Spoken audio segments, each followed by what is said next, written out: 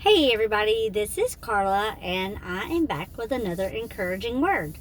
So I got to thinking about something. I was praying earlier and all of a sudden the Lord told me that I needed to give this word.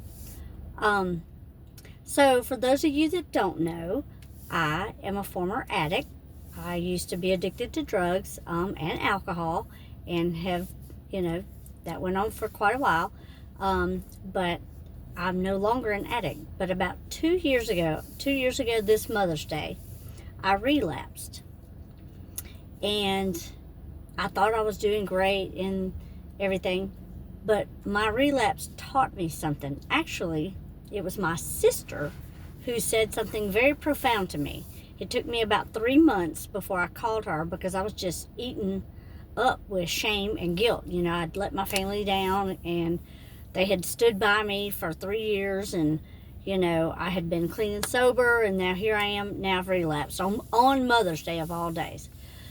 So anyhow, I had to get through all that pain. But when I did finally call her, she was so kind to me and so sweet and so loving that day. I'll never ever forget it.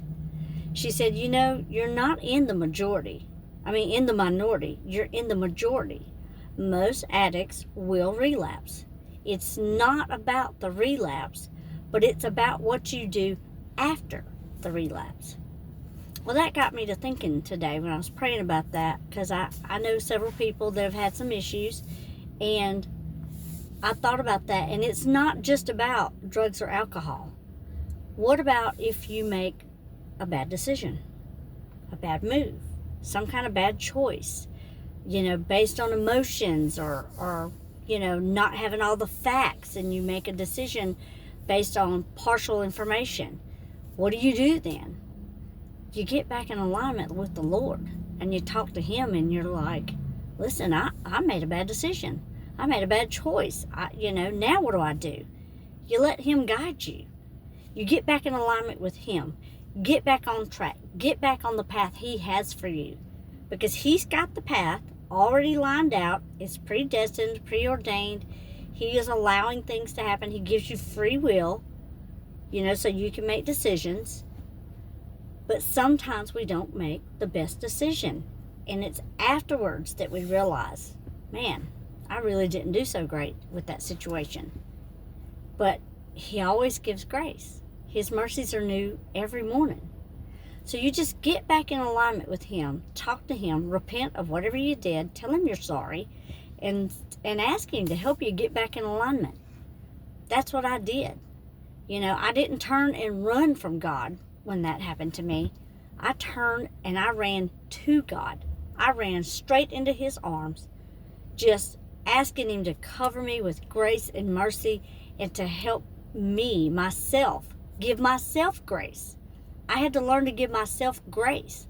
You have to learn to give yourself grace because you're going to do things that you shouldn't have done. What if you buy a house you shouldn't have bought, or a car, or whatever the situation might be? Everybody has different situations. Maybe you changed jobs before you were supposed to, before the Lord lined up the right job for you. And afterwards you realize, man, I shouldn't have done that. But it's okay. It's okay. There's grace for that. He gives grace for that. But we have to learn to give ourselves grace. We have to learn that it's okay to make a mistake. We're not perfect. He doesn't expect perfection. He expects progress. And every time we make a mistake, as long as we learn from it, then we're better off because of it. Bad choices are just that, bad choices. And then the next time, you make a better choice. So I just wanted to encourage someone.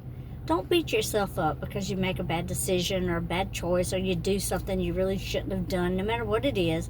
Maybe you said something you shouldn't have said to somebody, and later you regret it. Go back and apologize and tell them you're sorry.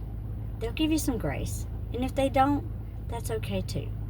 You forgive them anyways, just like the Lord forgives you. Okay? So today and every day, be encouraged. Bless others. Hold on to hope. Believe in God's promises and trust in the Lord always.